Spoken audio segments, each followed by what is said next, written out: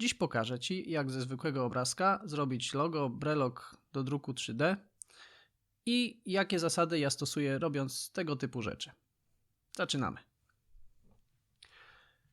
Załóżmy, że chcesz sobie zrobić Brelog z grafiką nawiązującą do swojej ulubionej drużyny piłkarskiej. Na przykład takiej. I tu pierwsza zasada.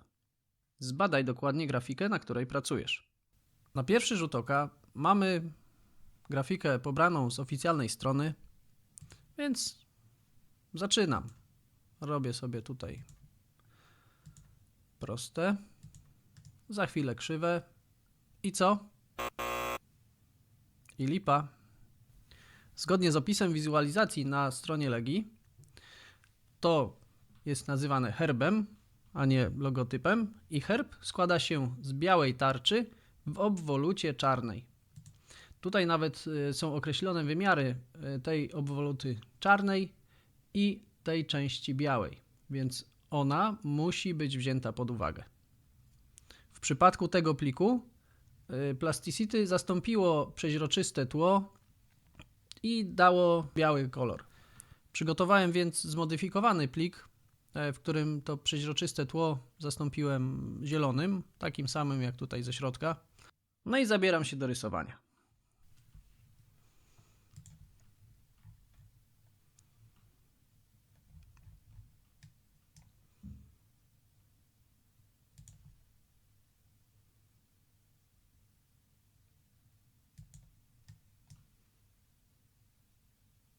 Plasticity bardzo fajnie podpowiada mi poziome linie.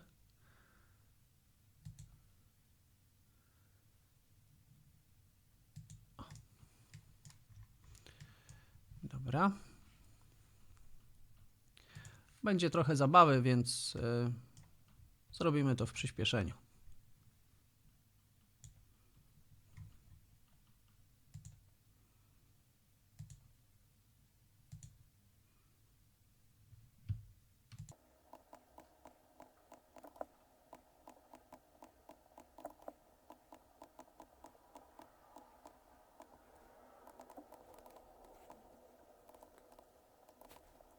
Planowałem zrobić tutaj jedną połówkę, w sumie dwie, i potem odbić tę lepszą na drugą stronę, ale widzę, że tutaj ta grafika nie jest dobrze wyśrodkowana, więc no, robimy osobne dwie połówki.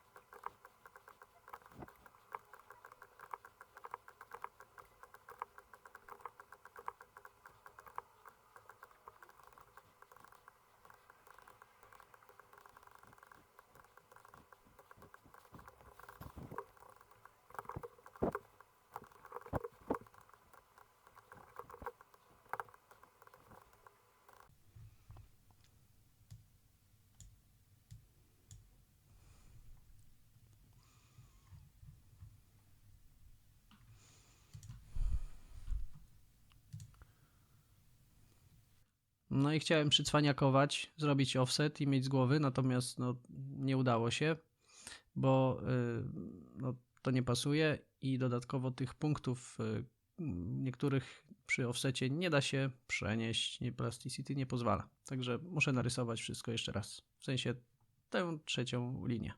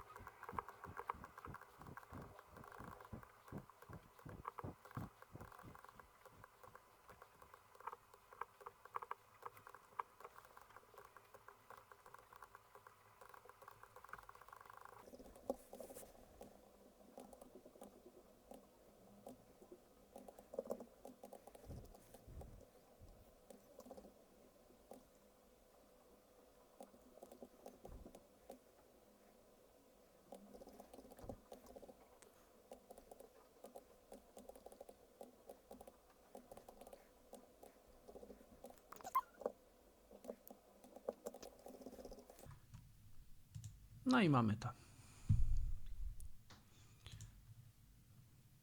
No i teraz ten brelok można zrobić w dwóch wersjach.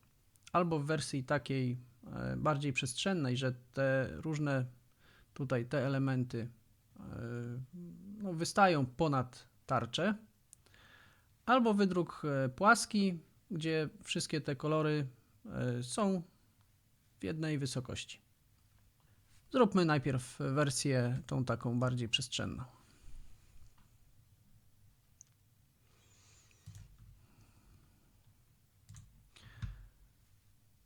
Kolor biały wyciągam na powiedzmy 4 mm.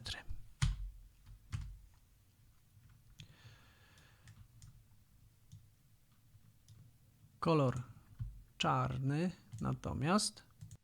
No i dochodzimy do kolejnego ważnego punktu, czyli dobrze jest wiedzieć, jak to, co projektujemy, będzie drukowane. Czy jeżeli sami drukujemy, no to wiadomo, ale jeżeli robimy to na zamówienie, to dobrze jest wiedzieć, bo na przykład zróbmy to na 4,6, ponieważ zwykle no, warstwa, którą się drukuje, to jest 0,2 mm, więc 3 warstwy tutaj wystarczą, żeby to krycie było dobre. Zielony na 4.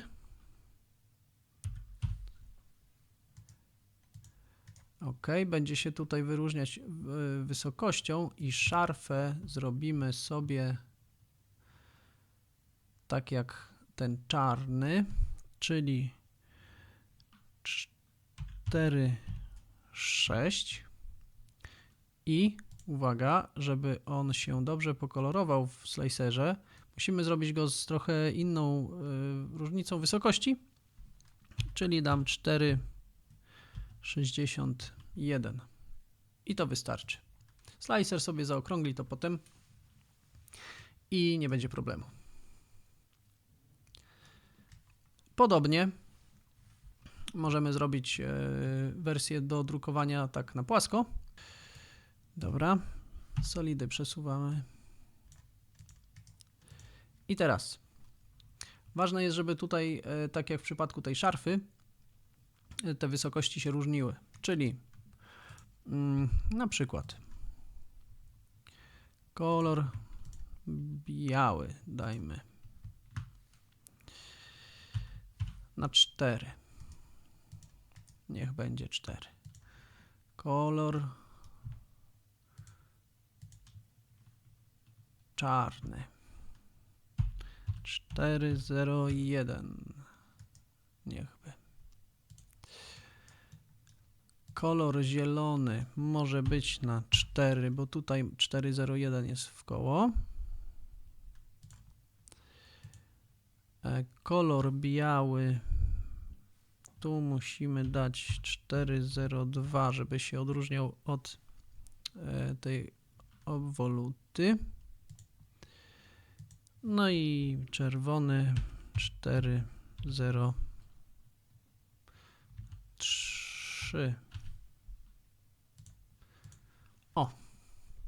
No i możemy sobie to wydrukować tak, tutaj tą częścią do góry, albo możemy to przewrócić do góry nogami i wydrukować to do góry nogami, tak, żeby to było od strony płyty, stołu.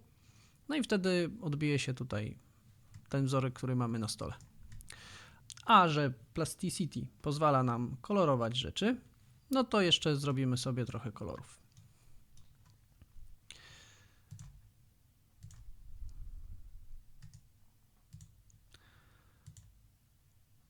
O. Ten biały niestety będzie trochę słabo widoczny, no ale bo on tak, z tego co pamiętam, to w szary taki wchodzi. No ale jest. I tyle. Dobra, zobaczymy jak to będzie wyglądać. I tu, Też biały. OK.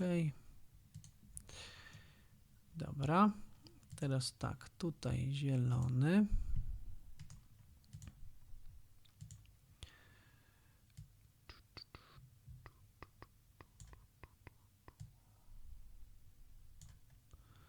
O, może być taki. To już mamy białe i tutaj czerwone.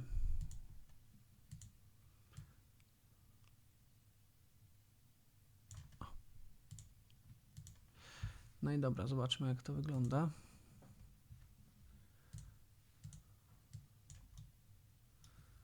No, gdzie są? A, zabrakło czarnego jeszcze. Dobra.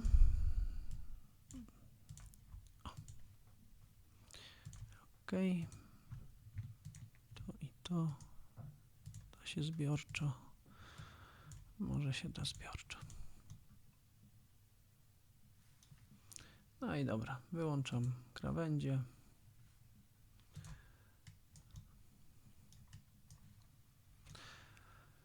I mamy to. Trzecia rada. Przy robieniu breloka nie zapomnij o dodaniu albo otworu na kółko, albo dodatkowego uszka. Bez tego to nie jest brelok. Na razie.